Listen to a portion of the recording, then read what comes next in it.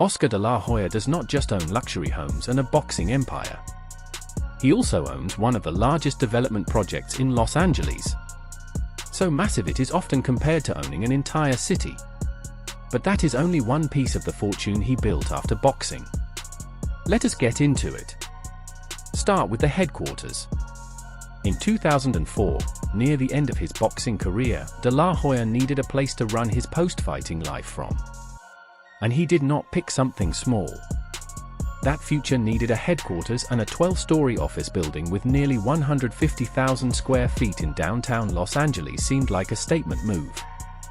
That year, De La Hoya and Golden Boy Promotions purchased a controlling interest in the building at 626 Wilshire Boulevard for $16 million. At the time, the property was more than 80% leased and sat at a prominent corner in the city's financial district. This was not just an office purchase. It sat on one of the most famous streets in the country. Wilshire Boulevard is densely developed throughout most of its span, connecting 5 of Los Angeles' major business districts and Beverly Hills. De La Hoya's building sits right in the middle of that corridor, walking distance from the arena where he fought some of his biggest bouts. The building is located at 626 Wilshire Boulevard, just walking distance from the Crypto.com arena, where a statue of the Golden Boy still stands. But the building was only the start. 3 years later, De La Hoya went back to the neighborhood where he grew up and bought something enormous.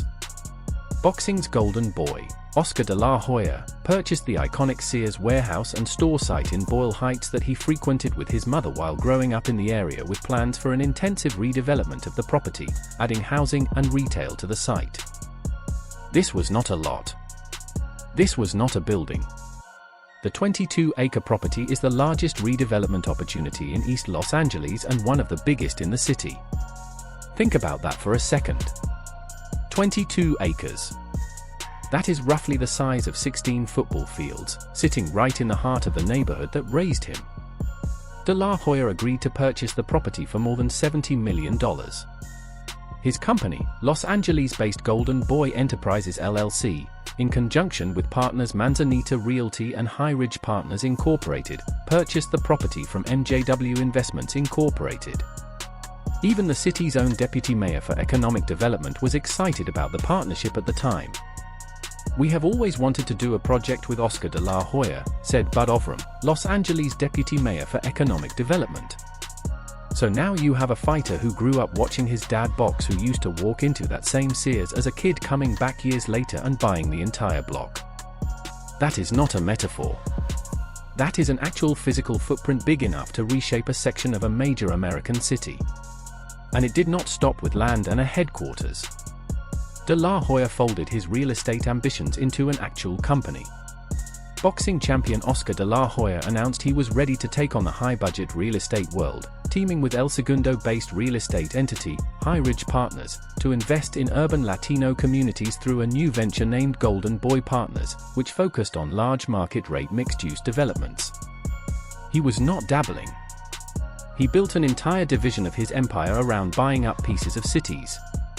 He held his press conference for that venture in the same downtown building he owned, standing on a floor that housed the boxing company that made him rich.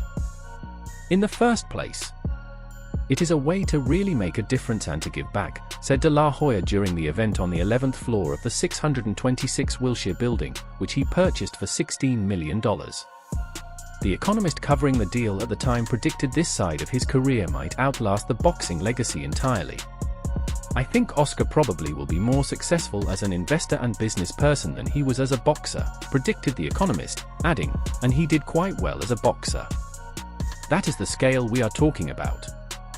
A skyscraper on Wilshire, 22 acres in Boyle Heights, a real estate division built to buy up whole blocks of Latino neighborhoods across Southern California. And all of that is before you even get to the boxing company, the mansions, or the soccer team. This is a guy who did not just make money in the ring. He turned that money into physical ownership of pieces of the city that made him. Now, to understand how someone builds a footprint like that, you have got to go back to where the money actually came from. Because none of the real estate, none of the buildings, none of the acreage happens without what De La Hoya built first, a boxing promotion company that turned him into one of the richest men to ever step through the ropes. Before there was a building on Wilshire or 22 acres in Boyle Heights, there was a decision De La Hoya made near the end of his fighting career that changed how boxers get paid forever. He did not want to just fight. He wanted to own the fights. In 2002, De La Hoya founded Golden Boy Promotions, a combat sport promotional firm that also owns a 25% stake in the Houston Dynamo. He is the first American of Mexican descent to own a national boxing promotional firm and one of the few boxers to take on promotional responsibilities while still active. That is a big deal in boxing. For decades, fighters showed up, took the punches, and promoters took the biggest cut of the money. De La Hoya flipped the script by founding Golden Boy Promotions. In 2002, De La Hoya became the first modern fighter to capture the promoter's share of his own mega fights. And the money behind that decision was never small. Across his career in the ring, De La Hoya built one of the biggest pay-per-view resumes in the sport's history. De La Hoya generated approximately $700 million in pay-per-view income, making him the top pay-per-view earner before being surpassed by Floyd Mayweather Jr. and Manny Pacquiao. Some estimates put his in-ring earnings even higher when you count purses on top of that pay-per-view revenue. During his boxing career, De La Hoya is thought to have earned upwards of $510 million in the ring, with his most lucrative bout against Mayweather Jr. in 2007, earning him around $52 million. So by the time he hung up the gloves, he was not just a champion. He was sitting on hundreds of millions of dollars in a company designed to keep that money coming in long after his last fight. He announced his retirement as a fighter in 2009 following a professional career spanning 16 years. Golden Boy did not stay small. It grew into one of the most powerful promotional outfits in the sport, signing fighters who would go on to fill arenas and pull in massive television numbers of their own. As head of Golden Boy Promotions, Oscar De La Hoya signed Canelo Alvarez to one of the most lucrative deals in boxing, worth $365 million. That single signing tells you everything about how the company operates. Not just promoting fights, but locking down the biggest stars in the sport for years at a time. It was not just Canelo either. In 2002, he founded Golden Boy Promotions, one of the most successful boxing promotion companies. And through this venture, he has signed numerous high-profile fighters, including Canelo Alvarez, becoming not just a promoter, but a businessman, which turned Golden Boy into a revenue-generating powerhouse. The company built relationships with names across weight classes, and it became the machine that keeps generating income for De La Hoya, even when he is nowhere near a ring. Under De La Hoya's leadership, Golden Boy Promotion signed top talent such as Canelo Alvarez, Miguel Cotto, and Gennady Golovkin, among others. Golden Boy also expanded past boxing entirely. In 2018, the company moved into mixed martial arts, putting on cards that pulled from the same playbook that made its boxing events work. In 2018, he began promoting MMA matches as well, beginning with a 2018 trilogy bout between longtime rivals Chuck Liddell and Tito Ortiz. That is a company stretching itself across two entire combat sports, not just leaning on nostalgia from De La Hoya's own career. And then there is the soccer stake. Most fans do not even clock this one. Golden Boy is not just boxing and MMA. It holds a real ownership piece in Major League Soccer. Today, his portfolio includes a 25% stake in the Major League Soccer team Houston Dynamo, multiple luxury properties, and commercial buildings. That is an entire professional sports franchise with De La Hoya's name attached to the ownership group, sitting quietly next to the boxing business most people associate him with.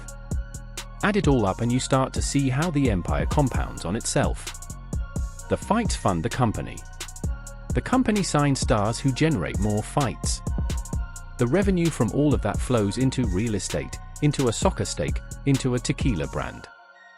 He has also ventured into business with investments in real estate, tequila, Casa Mexico, and sports franchises.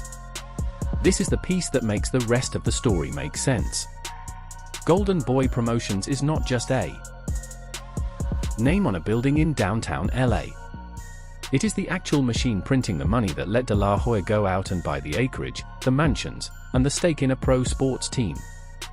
Without the company, there is no 22 acres in Boyle Heights. There is no Wilshire Tower. there is no empire at all. But a business empire needs somewhere to actually live in style.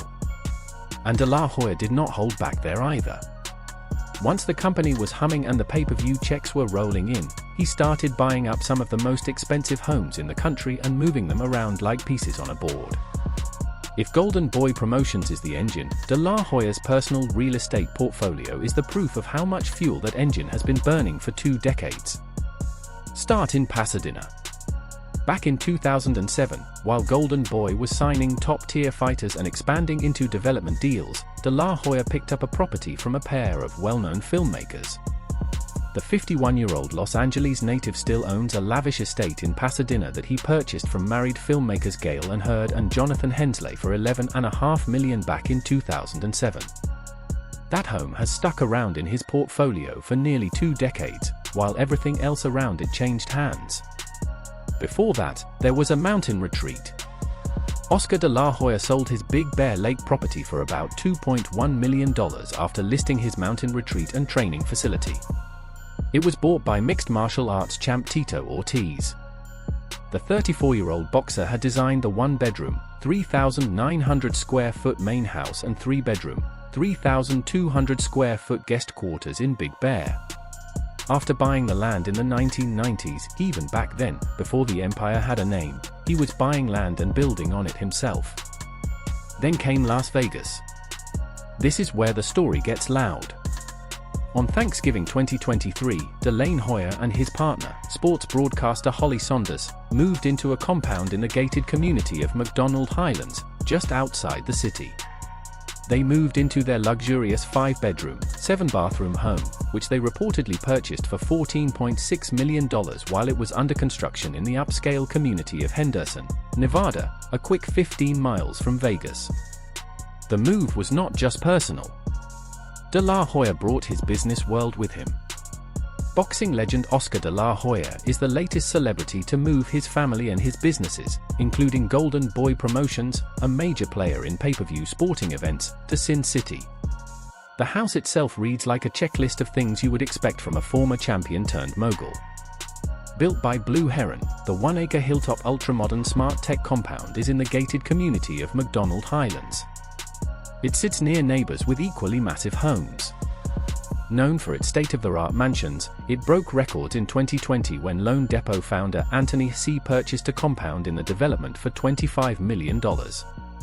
Inside, De La Hoya kept a piece of his boxing legacy on full display.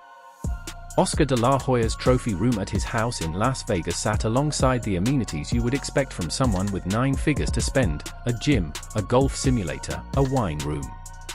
The nearly 9,000 square foot estate offers panoramic views of the Las Vegas Strip and the McCullough Mountains and features amenities fit for a champion, including a fully equipped gym, trophy room, golf simulator, and wine room.